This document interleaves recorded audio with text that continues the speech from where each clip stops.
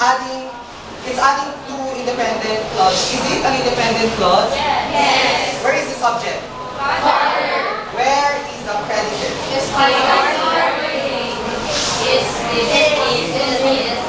So actually, based on the previous reporters, it is just the fragment of the whole predicate. So we can say that the predicate here is hardworking, right? The more about this one, the children are all healthy. Where is the subject? Children. Are you sure? Where is the predicate? Are healthy. That is a complete predicate. All predicates are. Next one, I took lessons in typing. Also, I studied a little stenography.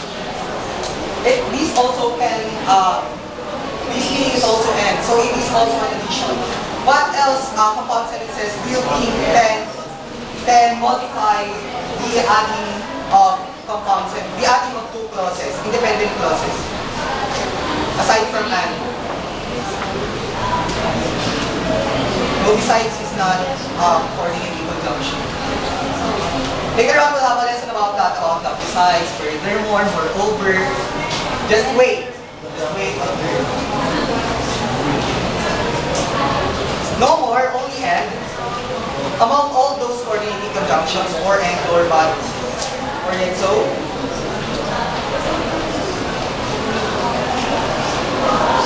Okay, you have to search on that. I don't want to spoon feed everything to you. Let's have now the next function. I don't really have to spoon feed. Next, conclusion. Yeah, this usually is used in concluding essays, short stories. In literature, we usually use this concluding compound sentences. He wants to conserve energy, so he uses his car only on important things. 3. Do I have to explain it? Not needed, no, it is obvious. So, next, you are God-loving. Therefore, God will reward you. Is therefore a coordinating conjunction? Yes. Again, is therefore a coordinating conjunction. Let's hear again the coordinating conjunction, fanboys. 1, 2, 3, go, students. For and nor but or yet so. Is there a therefore there? No. No therefore there. So therefore, fanboys. Yeah, that's why we use semicolon. If we are going to use semicolon, we are going to omit that colon and that coordinating conjunction. Is that clear, or you still feel confused? Okay, let me reveal to you the tricky part. Because, therefore, actually is not a coordinating conjunction. It is actually a transitional device. We use for transition. We use for the transitions of independent clauses. What is therefore? It is a transitional device.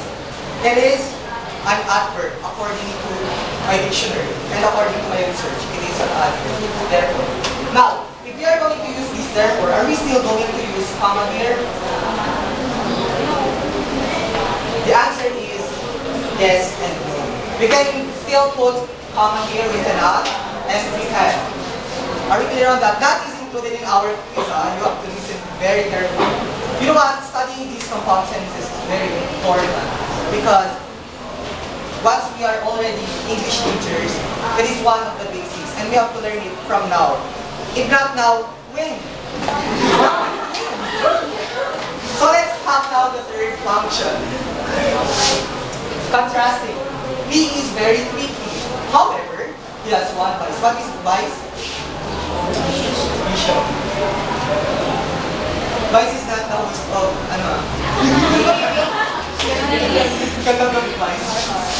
Now, this very used again a semicolon. But we use this however. Now, what is this however? Yeah, very good. Another transitional device. Are we still going to use comma here? Yes and no. Depends. It depends upon you. If you want to use it, use it. If you don't want to, you don't. Three times. Another example, the student is very creative, but he is very bashful. What is bashful? Like this. Student is very, yeah, we use comma and coordinating conjunction. That is the formula. Remember the formulas, you're going to use that in our evaluation and in our work of exercise. Let's have now the last function. Guys, this is the last function. It is actually easy. This lesson is very easy. You find it hard? No, diba? It is just tricky.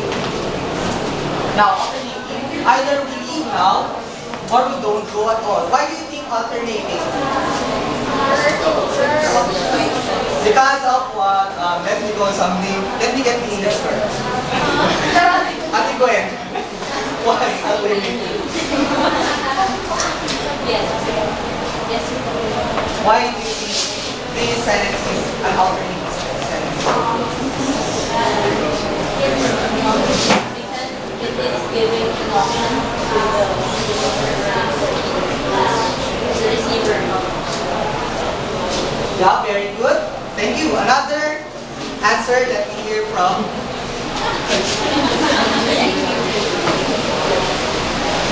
Rosana Doctante. Why alternating? Saving you trusting to independence. Okay, we're almost there. Let's hear another answer from... Oh, I cannot read the name. Serial Parameda. If it is alternating because Yeah, that is correct. And because of the use of the coordinating conjunction. Yeah, very good. Now, let's have the second example. It is, I did not know such person, nor did I see him before. Is it alternating? Yeah, it is alternating. Because of what? Because, again, of this device. The coordinating conjunction. Wait, do you have any question about our topic? Or is everything clear? You just feel confused. Clear but you feel confused. Yes? Where are we really fit things back the previous slide? Next. Where are we really going to put the comma? Because I'm very confused. Wow, very good question. So intelligent you are. In standard English, we put the comma before the coordinating conjunction. Because that is the most common mistake of Filipinos. We neither use comma nor we put the comma here after the coordinating conjunction. Diba? You used to do that. Now you know. Okay?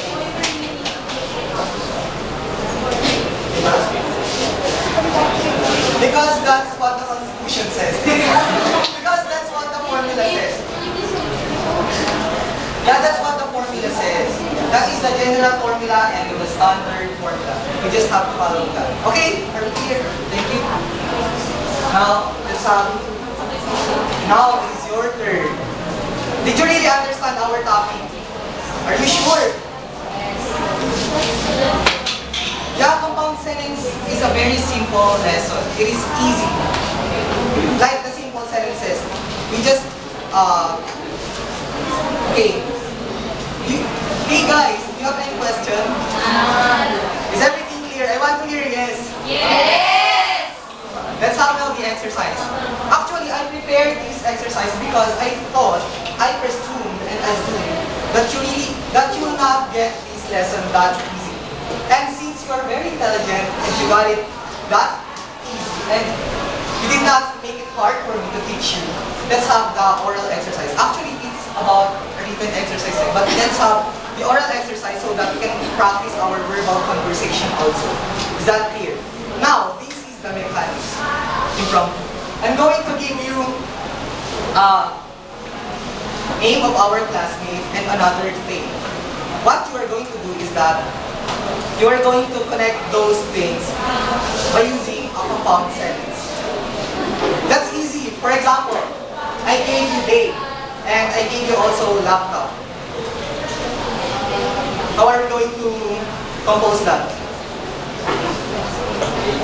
Day is handsome, but he does not have any laptop. Like that, you can make it, yeah, you make it, guys, make it more realistic, make it funny, make it whatever you want, okay? So let's go on another one. Where are the index cards? There you go. Okay. The name you're going to use is only the names of our classmates, ha? You can repeat it. Let's have Otay and index card.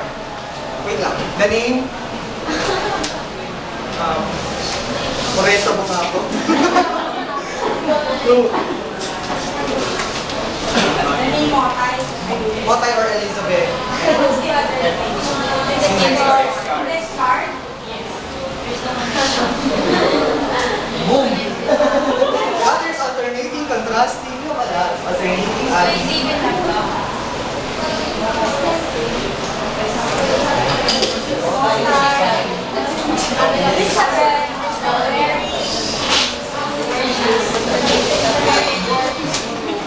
It's a very gorgeous girl, but Where is it? she does wear the next card.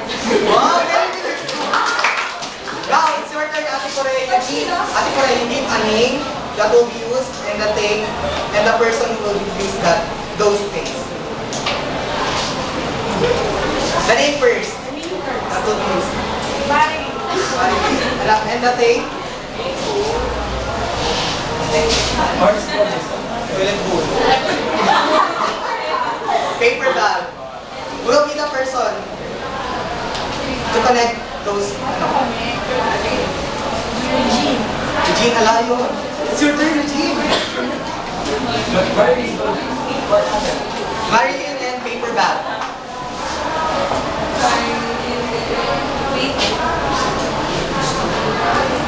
Marilyn has a lot of things to pick, so he used a paper bag. She used a paper bag. Wow, you used. So. So, let's have it's Marilyn's turn now. Ay, no, it's your turn. The name, the thing, and the person. You will answer that. Cynthia. Cynthia is the name. Yes, and Make it harder. Airplane, whatever. Cynthia and Faucet.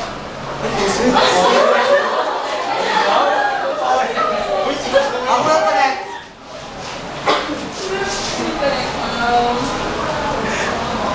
Bea. Cynthia and Faucet.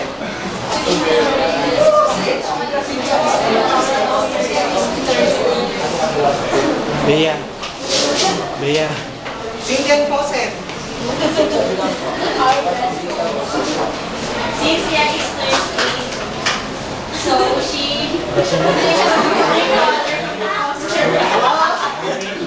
Cynthia, you're very rich.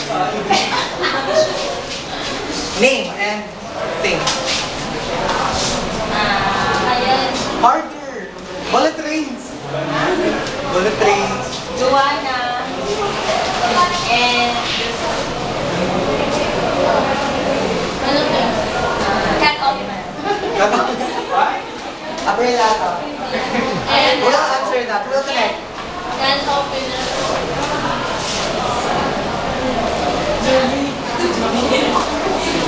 Jacob.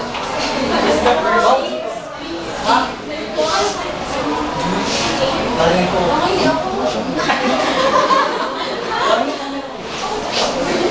What's the Joanna bought a pack of sardines. And she's a Joanna bought a pack of sardines. Therefore, she looks for a very intelligent, huh? Nice.